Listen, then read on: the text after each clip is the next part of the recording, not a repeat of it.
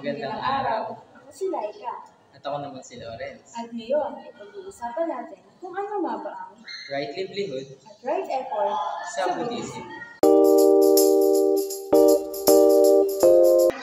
Ano nga ba ang right livelihood?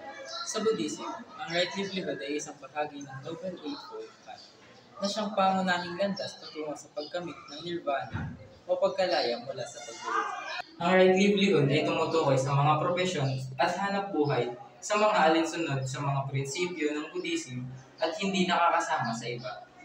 Mga halimbawa ng right livelihood: pagiging magsasaka, manunukal, manggagawa, manunulat, at iba pa. Ang mga profesyong ito ay hindi nakakasama sa iba, tulad ng pagbebenta ng alak, armas, o droga. Kahalagahan ng right livelihood. Ang right livelihood ay nagpapakita ng ating pagsunod sa prinsipyo ng ahimsa kung hindi pagkakasakit. Ito rin ay nagpapakita ng ating pagsisikap na mabuhay ng may pagmamalasakit at paggalang sa iba. Ang right livelihood ay makakatulong sa atin na maging mas masaya at mapayapa. So, what is right effort? Right effort is presented in the Pali Canon such as the Saka Vibhanga Sutta.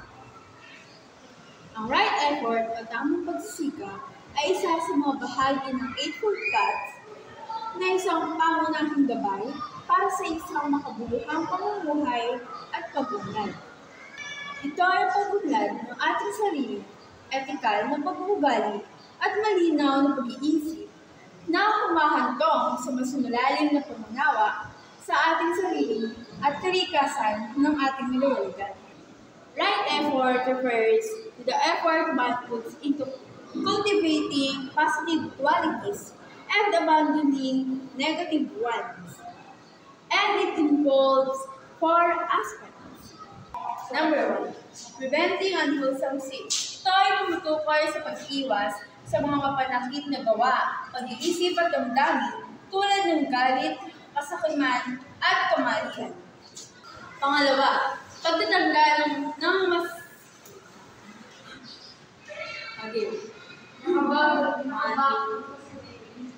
Pangalawa, pagtatanggal ng masamang bagay. Ang hakbang na ito rin ay naglalayong alisin ang mga nakalikha ng negatibong mga kondisyon sa ating isipan.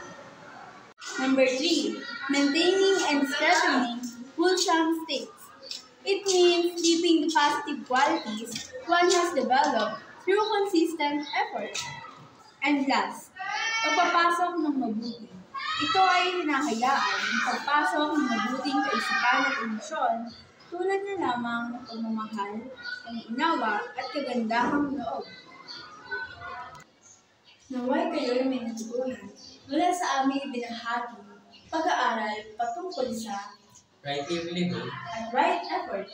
Yan lamang at maraming salamat sa inyong panonood. Paalam!